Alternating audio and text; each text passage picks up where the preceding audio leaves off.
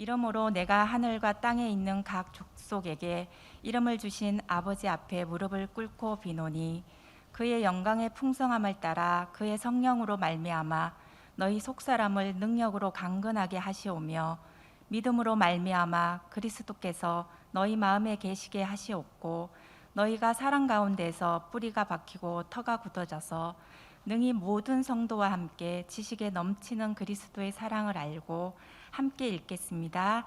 그 너비와 길이와 높이와 깊이가 어떠함을 깨달아 하나님의 모든 충만하신 것으로 너희에게 충만하게 하시기를 구하노라. 아멘.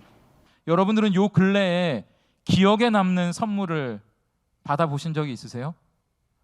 갑자기 선물이라고 하니까 나는 올해 아니 요 몇 년 사이에 한 번도 선물을 받아본 적이 없다, 이런 분들도 계시는 것 같은데 아이고 어쩌나 모르겠습니다. 저에게 오시면 작은 선물이라도 드리겠습니다.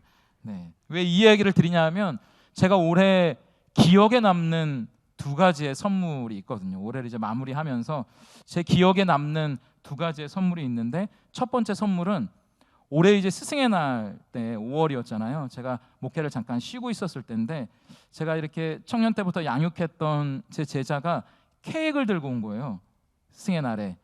그러면서 요새는 케이크에 그림도 그려주고 글자도 써주고 이러더라고요. 거기에 제 얼굴을 이렇게 그려가지고, 그리고 밑에 참 스승, 참 목회자 이주헌, 이렇게 너무 감동이 되더라고요. 너무너무 고맙고, 그래서 그 케이크를 자르는데 제 얼굴을 자르는 마음이 너무 슬펐습니다. 네. 네. 저희 아이들은 제 심정도 모르고 아빠 눈부터 먹자, 코부터 먹자, 전 식인종도 아닌데. 네. 근데 저는 그 케이크보다 더 기억에 남는 선물이 그 친구가 가면서 그러는 거예요. 목사님 힘내세요. 요새 왜 이렇게 나보고 힘내라는 사람들이 많은지 내가 이렇게 불쌍해 보이나 봐. 저렇게 안 불쌍한데. 근데 제가 기도하고 있어요, 이 얘기를 하는 거예요. 근데 우리는 의례껏 기도하고 있어요 라는 것을 인사로 많이 하잖아요. 근데 그날따라 그 이야기가 의례껏 건네는 빈말이 아니라 진짜 이 친구가 나를 위해 기도해주고 있구나, 이게 마음으로 느껴지는 거예요. 이게 그 힘이, 그 기도의 은혜가 밀려오는 것이 느껴지더라고요. 그래서 저는 그 아버지나 어머니가 다 이제 예수를 안 믿으시니까 저희 일가친척 모두가 다, 그러니까 저를 위해 기도해 줄 사람이 없잖아요, 아내 빼고는. 그러니까 기도해 준다는 사람이 어찌 그리 고마운지. 참. 그래서 저는 올해 이 아내와 상의해서 이 태신자 작전 카드에 저희 어머니 아버지 이름을 써서 내려고요. 네. 12월 25일에는 못 오실 것 같아요. 근데 우리 방송국에서 전화해서 또 복음 전하고 또 그렇게 들으실 수 있는 기회를 내가 드리면 좋겠다, 이런 생각이 들어서, 이건 프로그램이나 이벤트가 아니라 정말 우리가 그 복음에 어떻게 설 것인가, 저희 부모님 생각이 뭉클 나더라고요. 그 생각이 들었습니다. 그래서 저를 위해 기도해 준다는 그 이야기가 제가 들었던 첫 번째 기억에 남는 선물이고, 두 번째 선물은 저희 아내의 문자였어요. 저희 아내랑 뭐 이런저런 문제를 가지고 이제 상의하고, 저도 이제 걱정거리를 좀 나누기도 하고 서로 이렇게 위로하고 격려하고 그렇게 대화가 끝났는데, 한 5분인가 지나서 아내한테 띵동 하고 문자가 온 거예요. 그래서 제가 무슨 문자를 보냈지? 다 얘기했는데, 그 문자를 딱 열었는데 그 문자에 이렇게 써 있더라고요. 걱정하지 마, 나는 기도로 당신을 지켜낼 거야. 이렇게. 제가 그 문자를 보고 무슨 생각이 들었게요? 이 여자 좀 멋진데? 네. 멋지지 않아요? 기도로 당신을 지켜낼 거야, 이 얘기가.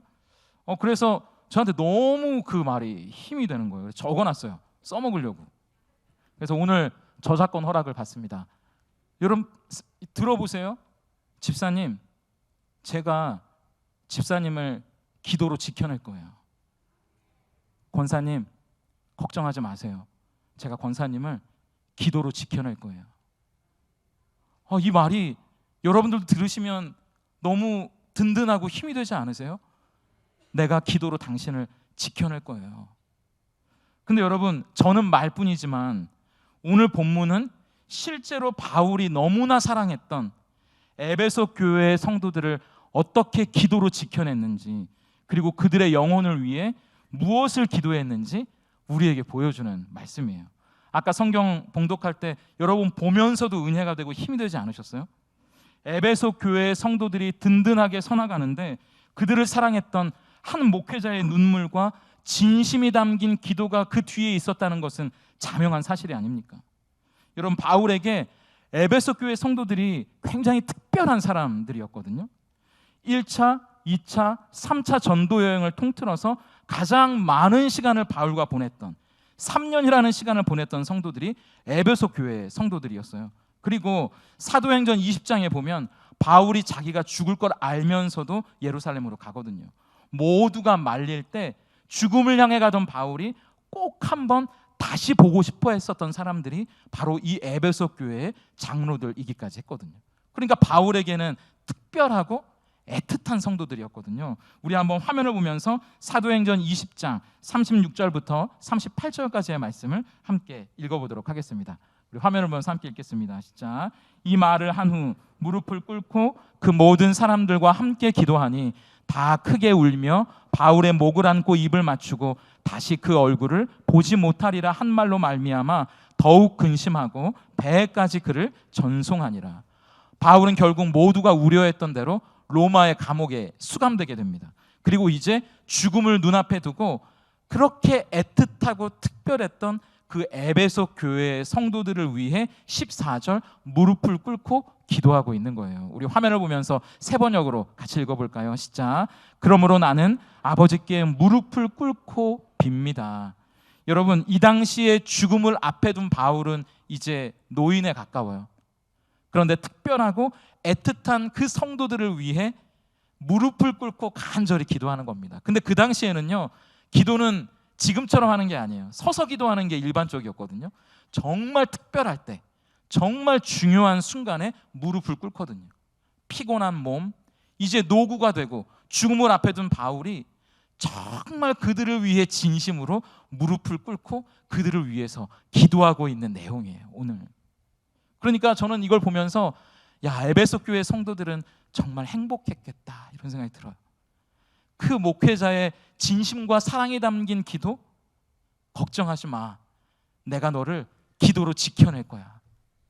내가 당신들을 기도로 지켜낼 겁니다. 그 기도를 받으면서 양육받고 그렇게 신앙생활을 했던 거잖아요. 얼마나 부럽고 행복한지 모르겠어요. 그래서 저는 오늘 우리 성도님들께 선물을 드린다는 마음으로 말씀을 준비했어요. 어제 담임 목사님이 갑자기 이제 말씀을 부탁하시면서 좀 다른 본문으로 오늘 나눌 이야기는 다음 주에 또 겸해서 하신다고 하셔가지고 다른 본문으로 정해도 된다고 하셔서 저는 우리 성도님들에게, 저도 기도의 선물을 받았다고 했잖아요. 우리 성도님들에게도 그런 선물을 드리고 싶은 마음으로 에베소서 1장 1절을 우리 화면을 보면서 같이 읽겠습니다. 함께 읽습니다. 시작. 에베소에 있는 성도들과 그리스도 예수 안에 있는 신실한 자들에게 편지하노니. 에베소의 성도들뿐만 아니라 그리스도 안에 신실한 모든 자에게 보내는 나의 편지다. 바울이 그렇게 말하거든요. 그러니까 바울의 기도는 비단 2000년 전 저 에베소 교회에 특별하고 애틋했던 성도들뿐만 아니라 그리스도 예수 안에 신실한 우리 오산침례교회 성도님들을 위한 기도라는 사실도 믿기 때문입니다. 2000년 전에 그 에베소 교회 성도들을 세우고 살려냈던, 지켜냈던 바울의 기도의 능력이 또한 2000년을 면면이 흘러 지금 그리스도 안에 신실하게 살아가려는 여러분의 삶 또한 지키고 세워가는 능력이 될 수 있기를 예수님의 이름으로 축복합니다. 그래서 오늘 바울이 평생을 걸고 기도했던, 성도들을 위해 기도했던 그 무릎의 기도가 과연 어떤 내용이었을지 우리가 함께 살펴보기를 원하는데요. 첫 번째, 에베소 성도들을 위한 바울의 기도는 예수로 그들의 속사람을 강건하게 해달라는 기도였습니다. 우리 한번 16절과 17절 전반부를 같이 한번 읽어볼까요? 화면을 보면서 읽습니다. 시작.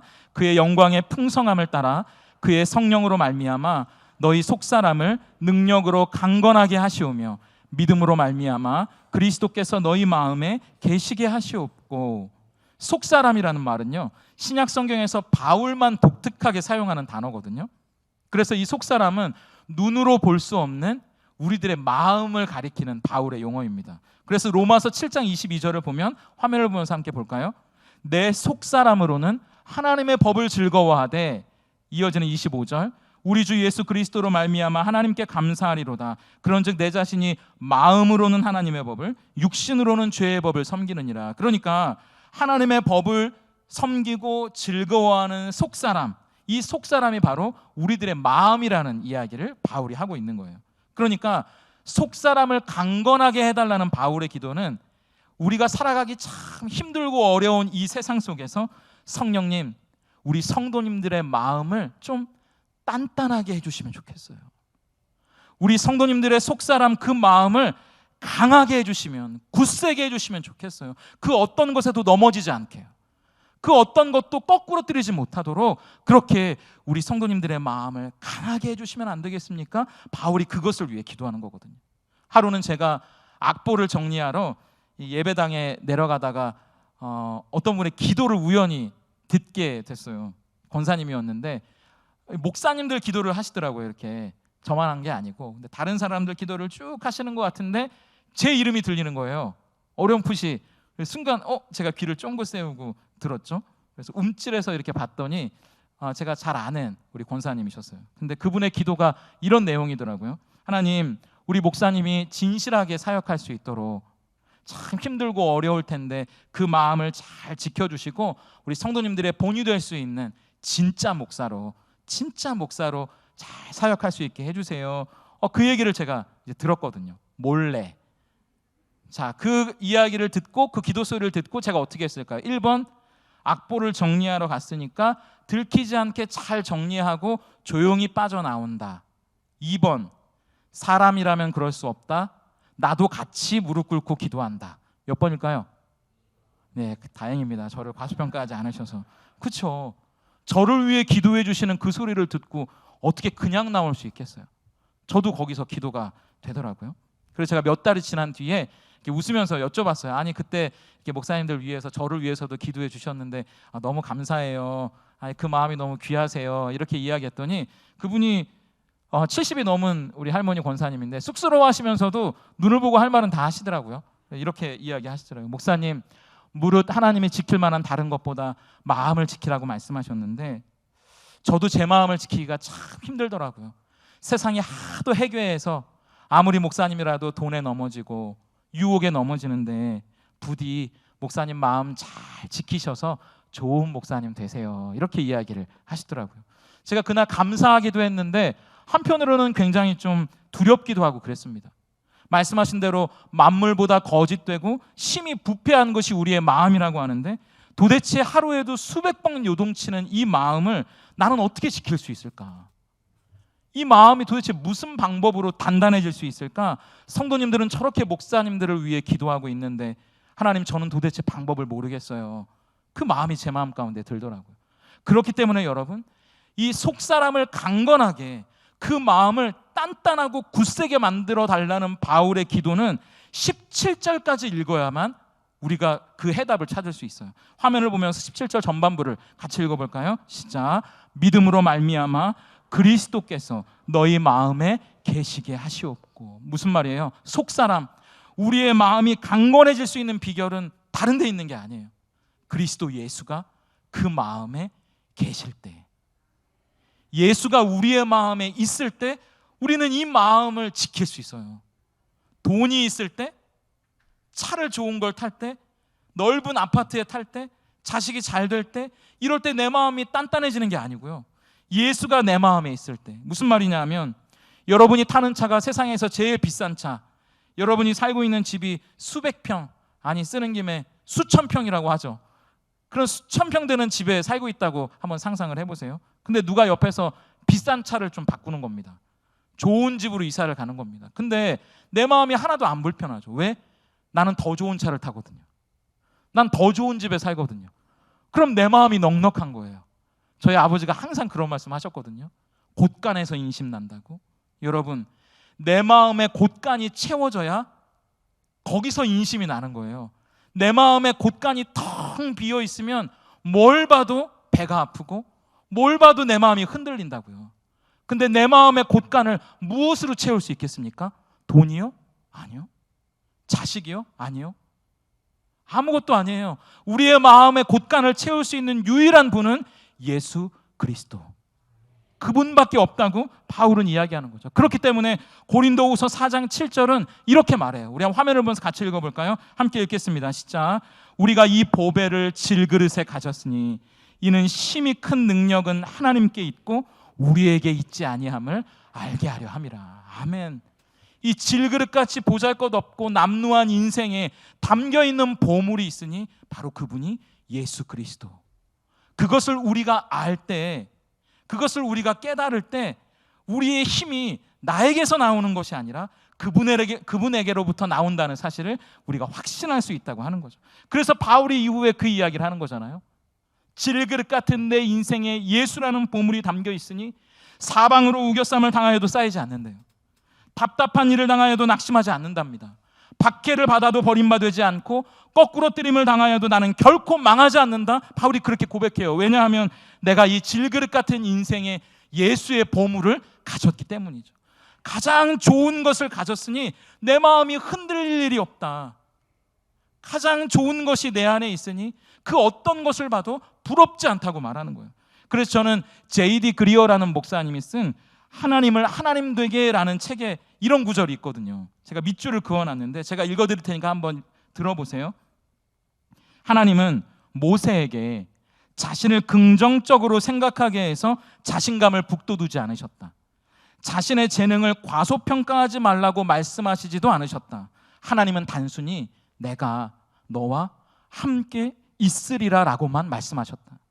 담대함은 우리의 능력을 깨닫는 데서가 아니라 하나님이 나와 함께 하심을 믿는 데서 찾아온다. 다시요. 담대함은 우리의 능력을 깨닫는 데서가 아니라 하나님이, 예수님이 나와 함께 계신다는 사실을 깨달을 때 찾아온다.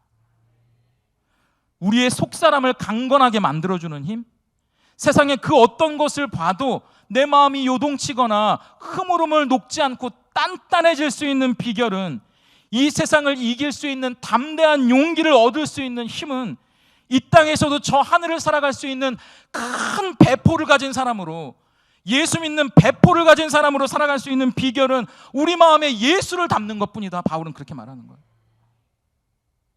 그분이 지금 내 인생에 함께 계신다는 믿음으로부터 나온다. 그러므로 저는 바울과 같이 기도합니다.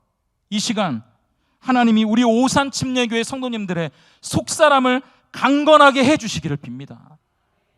우리 성도님들의 마음에 가장 큰 보물 예수님이 계시기 때문에 이제 이 예배를 마치고 나가게 될 저 세상의 슬픔 따위는, 아픔 따위는, 질병 따위는, 절망 따위는 우리 성도님들을 흔들지 못할 만큼 충분히 자신 있고 당당하게 살아갈 수 있을 정도로 하나님, 우리 오산 침례교회 성도님들의 속사람이 예수로 강건해지기를 예수님의 이름으로 간절히 기도합니다.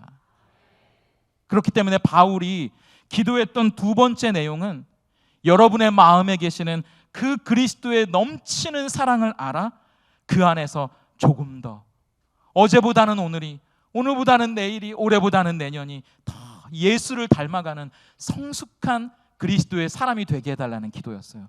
우리 한번 18절과 19절까지를 세 번역으로 화면을 보면서 같이 읽어볼까요? 함께 읽겠습니다. 시작. 모든 성도와 함께 여러분이 그리스도의 사랑의 너비와 길이와 높이와 깊이가 어떠한지를 깨달을 수 있게 되고 지식을 초월하는 그리스도의 사랑을 알게 되기를 빕니다. 그리하여 하나님의 온갖 충만하심으로 여러분이 충만하여지기를 바랍니다. 우리의 속사람이, 내 마음이 단단해질 수 있는, 우리 속사람이 강건해질 수 있는 비결은 내 마음에 누가 계시는지를 알아야 한다고 말했잖아요. 바울은 거기서 한 걸음 더 나가요. 근데 여러분, 그 마음에 계시는 예수님도 대단한데요, 그 예수님이 여러분을 위해 뭘 하고 계시는지, 그 마음 가운데 뭘 하고 계시는지를 알면 여러분은 더 깜짝 놀랄걸요. 그 이야기를 하는 거예요. 그 예수님은 지금 여러분의 마음 가운데 여러분에게 넘치는 사랑을 부어주십니다. 그 이야기를 하는 거예요. 무슨 말이냐면, 제가 교회에 오고 난 뒤에 몇몇 성도님들이 저한테 그런 얘기를 하세요. 목사님, 눈빛이 좀 달라지셨어요. 예전에는 똑똑한 건 알겠는데 찬바람이 쌩쌩 불었대요. 근데 요새는 좀 사람 온기 같은 게 조금 느껴지네요. 이렇게 이야기를 하시더라고요. 저희 아내도 그런 얘기를 합니다. 근데 여러분, 목사가 그런 얘기를 듣는 건 사실 창피한 얘기거든요. 그건 잘못된 거죠. 근데 솔직히 제가 그랬나 봐요. 인정해요. 근데 제가 달라지긴 한 것 같아요. 제가 생각해도. 근데 그 이유가 궁금하지 않으세요? 팀 켈러 목사님의 센터 처치라는 책에 보면, 여러분, 저는 매일매일 그 구절을 읽어요. 매일매일. 제가 읽어드릴게요. 복음의 능력은 두 가지 움직임으로 다가온다. 첫째, 나는 내가 감히 생각했던 것보다 훨씬 더한 죄인이고 허물 많은 존재입니다 라고 고백하는 것이다. 둘째, 그러나 나는 내가 감히 상상했던 것보다 더 많은 사랑을 그분께 받았고 그분께 용납되었다라고 말하는 것이다. 이게 복음의 능력이라는 거예요. 여러분, 이 복음의 능력이요, 단순히 글자가 아니라 진짜 제 삶의 실제가 됐거든요. 무슨 말이냐면, 제 아내가 예전에 웃으면서 저한테 그런 얘기를 한 적이 있어요. 여보, 당신은 은사가 있어. 이렇게. 그래서 제가 무슨 은사? 그랬더니 당신은 좋은 말도 재수없게 하는 은사가 있어. 되게 좋아하시네. 맞다고 생각하시나 본데? 맞아요. 제가 그랬거든요. 네. 그래서 제가 여러분 앞에 고백하는 것이 뭐냐면, 저는요, 제가 생각하는 것보다 훨씬 형편없는 사람이에요. 그리고 여러분들이 생각하는 것보다 훨씬 큰 죄인이고요. 목사니까 안 들키려고 노력하는 것뿐이지. 그런데 동시에 더 중요한 게 있어요. 그 허물과 형편없는 저를 하나님이 놀라운 사랑으로 감싸주셨다는 사실이죠. 이유는 모르겠어요. 근데 제가 상상하고 바랬던 것보다 훨씬 큰 사랑을 이 못나고 형편없는 저에게 부어주셨다는 것이 느껴지는 거예요. 여러분, 그게 복음이에요. 그 복음으로부터 우리 그리스도인의 진정한 힘이 나와요. 여러분들도 그러시잖아요. 그래서 제가 존경하는 목사님이 그런 이야기를 하셨대요. 이 아들이 이제 목회를 하려고 하니까 이 목사님이 아들을 불러서 이렇게 얘기를 하셨대요. 얘야, 나는 네가 이런 목사가 됐으면 좋겠다. 세상에는 딱 두 종류의 목사가 있다. 은혜를 아는 목사, 은혜를 모르는 목사. 난 네가 은혜를 아는 목사였으면 좋겠다. 여러분, 성도도 똑같아요. 은혜를 아는 성도, 은혜를 모르는 성도. 그 놀라운 복음, 그 넘치는 사랑을 알고 느끼는 성도, 안타깝게도 그게 글자로만 머물고 머리만 맴도는 성도. 저는 우리 오산교회 성도님들이 그 하나님의 큰 사랑, 그 사랑을 못난 저처럼 이제 삶의 실제로 받아들이고 그 사랑 안에서 마음껏 기뻐하시고 누리실 수 있기를 예수님의 이름으로 축복해요.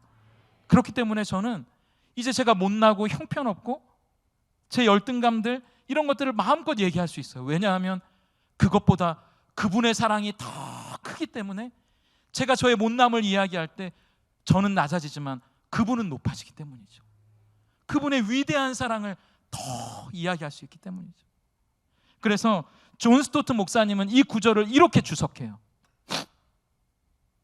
화면을 보면서, 가난한 자나 부유한 자나 장애인이나 비장애인이나 남녀노소 이 땅의 모든 인류를 포함할 정도로 충분히 넓고 우리의 잘못과 실수에도 끊어지지 않고 계속될 만큼 충분히 길 뿐만 아니라 가장 타락한 죄인까지도 품을 만큼 충분히 깊고 그를 저 하늘에 올릴 만큼 충분히 높은 사랑, 그것이 우리 그리스도의 사랑, 저와 여러분이 받은 사랑이다라고요.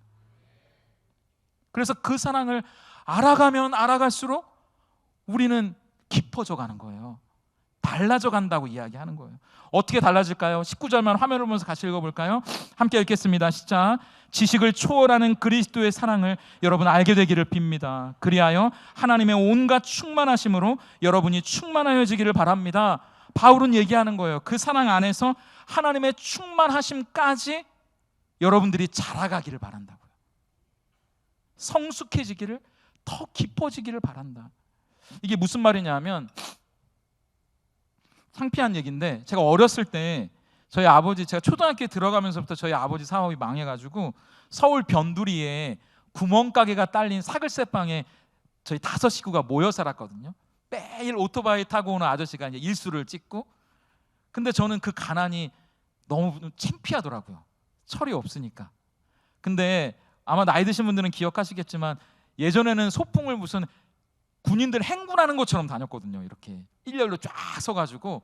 근데 4학년 때 저희가 이제 산에 소풍을 다녀오는데 공교롭게도 우리 구멍가게 앞을 지나가는 거예요. 근데 제가 반장이었거든요. 근데 제 마음속에 이러는 거예요. 나오지 마라, 나오지 마라. 우리 엄마 나오지 마라, 나오지 마라. 이게 근데 슬픈 예감은 틀리지 않는다고. 딱 그 시간에 나왔어, 우리 엄마가. 근데 막 제가 안절부절을 못하는 거예요. 엄마랑 눈이 마주칠까 봐. 그러니까 제가 그리고 우리 선생님이 엄마랑 눈이 안 마주치게 하려고 선생님한테 괜히 이 얘기 저 얘기를 걸면서 빨리 여기를 지나갈 수 있도록, 친구들이 우리 집 알면 안 되는데, 선생님이 우리 집 이렇게 가난한 거 알면 안 되는데, 이런 창피한 마음에 지금도 저에게는 참 가슴 아프고 죄송한 장면이거든요. 제가 너무 철이 없었죠. 근데 제가 지나고 나서 보니까 그런 거예요. 철이 든다는 건 부모님의 사랑을 알게 되는 거구나. 부모님의 사랑을 모를 때는요, 나에게 못 해주는 것만 보이더라고요. 왜 이 모양이야? 이게 속상하고 분이 나고요. 철이 없는 거죠. 근데 참 그분들이 얼마나 나를 사랑하셨는지를 깨닫게 되면서 제가 철이 조금씩 사랑하면서 철이 들어가더라고요. 마찬가지예요. 그리스도의 사랑의 너비와 길이와 높이와 깊이를 깨닫고 지식을 초월하는 그 사랑을 알아가면 알아갈수록 바울은 우리의 영혼에 그리스도를 닮아가고자 하는 철이 드는 일이 생긴다고 말하는 거예요. 바울은 이제 죽음을 앞두고 있어요. 그렇게 애틋하고 특별했던 에베소 교회의 성도들을 위해서 나는 이 세상에서 사라지더라도 저들은 그 사랑을 더 깊이 알아서 더 자라가고 성숙해 가기를 바울은 기도하고 있는 거죠. 그래서 고린도후서 5장 14절은 그 은혜를 알고 자라가는 사람들이 어떻게 살아가는지를 이렇게 말해줘요. 우리 화면을 보면서 같이 읽어볼까요? 함께 읽겠습니다. 시작. 그리스도의 사랑이 우리를 강권하시는도다. 우리가 생각하건대 한 사람이 모든 사람을 대신하여 죽었은즉 모든 사람이 죽은 것이라. 새 번역은 이렇게 이야기합니다. 그리스도의 사랑이 우리를 휘어잡습니다. 여러분, 철이 없으면요, 내 감정대로 하거든요. 철이 없는 사람들은 내 기분대로 하잖아요. 내 생각대로 하거든요. 근데 철이 든 사람은 그렇게 안 해요. 그리스도 안에서 성숙해져 가는 사람들은요, 내 기분, 내 감정, 내 판단이 아니라 그리스도의 사랑이 그를 휘감아 잡는다고요. 그 사랑이 그를 움직인다고요. 그게 그리스도 안에서 자라가는 사람들의 특징이라는 거예요. 그래서 그리스도 안에서 자라간다는 말은 저는 이렇게 읽어요. 그리스도 안에서 멋있어진다. 멋있어진다. 그래서 저는 교회 안에서 우리가 하나님 보고 다니지 사람 보고 다닙니까? 라는 말이 맞기도 하지만 저는 동시에 교회는 사람을 보고 다니는 곳이 되어야 한다고도 생각해요. 왜? 10년, 20년 예수를 믿었다면 그 사람이 그리스도 안에서 멋져져 가야 되잖아요. 멋있어져 가는 장로님이, 멋있어져 가는 권사님이, 그리스도 안에 깊어져 가는 향기 나는 집사님이 우리 교회를 채운다면 그 교회는 다닐 만한 교회 아니에요? 그런 사람들이 없으니까 하나님만 보고 다녀라고 말하는 교회는 얼마나 슬픈 교회일까요? 저는 그래서 기도해요. 바울과 같이 다시 한번 기도합니다. 여러분의 마음에 계시는 그리스도의 넘치는 사랑을 더 알아갈 수 있기를 말이죠. 그리고 그 사랑을 알아 가난한 자나 부유한 자나 장애인이나 비장애인이나 남녀노소 이 땅의 모든 인류를 포함할 만큼 충분히 넓고 우리의 잘못과 실수에도 끊어지지 않고 계속될 만큼 충분히 길 뿐만 아니라 가장 타락한 나 같은 죄인까지도 품을 만큼 충분히 깊고 나같이 형편없는 사람을 저 하늘에 올릴 만큼 충분히 높은 그리스도의 사랑으로 더 깊어져 가시기를. 우리 오산교회 성도들이 날마다 그냥 똑같은 모습으로 가는 것이 아니라 그 사랑 안에 조금 더 멋있어져 가시기를, 조금 더 깊어져 가시기를, 그래서 그 사랑에 휘어잡혀 그 사랑으로 움직여가는 것들을 많은 사람들이 볼 수 있는 아름다운 성도님들 될 수 있기를 예수님의 이름으로 축복합니다. 이제 바울은 에베소 교회 성도를 향한 기도를 이렇게 마무리해요. 우리 본문을 20절과 21절 세 번역으로 화면 보면 읽어볼까요? 함께 읽겠습니다. 시작. 우리 가운데서 일하시는 능력을 따라 우리가 구하거나 생각하는 것 이상으로 더욱 넘치게 주실 수 있는 분에게 교회 안에서와 그리스도 예수 안에서 영광이 대대로 영원 무궁하기를 빕니다. 아멘. 저는 이 구절을 읽으면서 마음이 뭉클해져 와요. 한 영혼을 그리스도 안에서 진심으로 사랑했던 바울, 그리고 그 영혼이 하나님 앞에 세워져 가기를 누구보다 간절히 바라고 늙은 노구를 이끌고 무릎을 꿇고 날마다 성도님들의 이름을 부르며 기도했던 그 바울은 자기의 기도가 허공에 흩어지지 않고 하나님께서 응답하시는 능력의 기도가 된다는 걸 알고 있었어요. 그래서 찬양하잖아요. 그 이유는 바울이 위대해서도 아니에요. 바울이 간절한 바람과 진실한 마음으로 7시간 넘게 기도했기 때문도 아니에요. 바울이 열심히 있었기 때문이 아니에요. 바울의 기도가 응답되고 성도들이 그 기도 안에서 굳세워지고 자라갈 수 있었던 유일한 이유는 그 기도를 들으시는 분이 우리 하나님이셨기 때문이에요. 그 능력을 따라 우리에게 쉬지 않고 일하시는 분, 우리가 생각하는 것보다 우리가 구하는 것 이상으로 넘치도록 우리에게 응답해 주시는 분이 우리가 믿고 의지하고 기도하는 그 하나님이시기 때문에 바울은 그 기도의 응답을 확신하고 그분을 찬양할 수 있었다는 이야기죠. 그래서 이 기도의 마지막에 하나님을 이렇게 부르잖아요. 우리가 구하거나 생각하는 것 이상으로 더욱 넘치게 주실 수 있는 나의 하나님, 내가 구하거나 생각하는 것 이상으로 더욱 넘치게 나에게 주실 수 있는 나의 아버지, 나의 하나님, 이 얼마나 멋진 표현이에요. 여러분, 만약 제가 구한 것만큼만, 제가 생각한 만큼만 주시는 분이 하나님이시라면 저는 별로 안 좋을 것 같아요. 왜요? 저는 어리석거든요. 지혜롭지 못해요. 나중에 지나고 보니까 오히려 내 뜻대로 안 돼서 다행이라고 생각하는 부분들도 있더라고요. 그러니까 우리가 구하는 것보다, 우리가 생각하는 것보다 넘치도록 주시는 하나님이 우리의 기도를 들으시는 하나님이라는 사실이 얼마나 우리에게 감사가 돼요.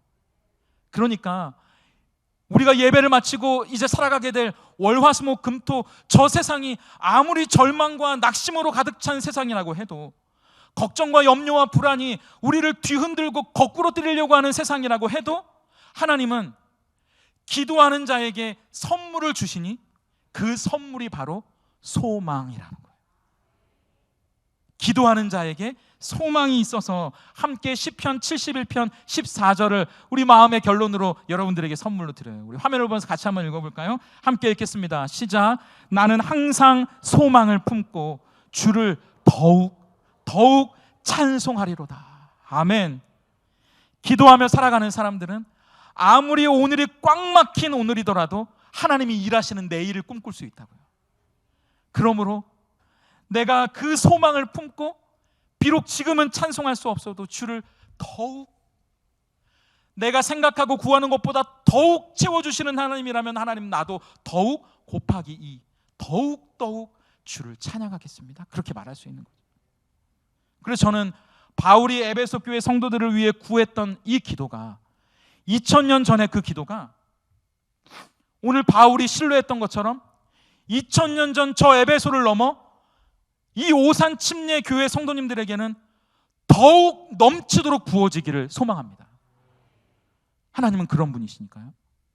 그래서 이 한 주간 세상이 걱정, 염려, 근심, 두려움, 불안으로 사정없이 여러분을 흔들어댈 때 여러분의 마음속에 계시는 예수님으로 그 마음이 단단해지실 수 있기를, 그 속사람이 강건해지실 수 있기를, 그리고 여러분을 하찮고 형편없는 나이지만 보물이라고 말해주시고 넘치는 사랑으로 그 깊이와 넓이와 높이와 길이를 가늠할 수 없는 그 사랑을 우리에게 주셔서 그 안에서 더 깊어져 가고 철들어가고 멋있는 그리스도인으로 우리 오산교회 성도님들이 성숙해져 가시기를, 그리고 항상 오늘에 절망하는 것이 아니라 하나님이 일하실 내일에 대한 소망을 품고 노래할 수 없는 상황 속에서도 나는 항상 주를 더욱 찬송하리라 승리의 개가를 부르는 우리 성도님들 다 될 수 있기를 예수님의 이름으로 축복합니다.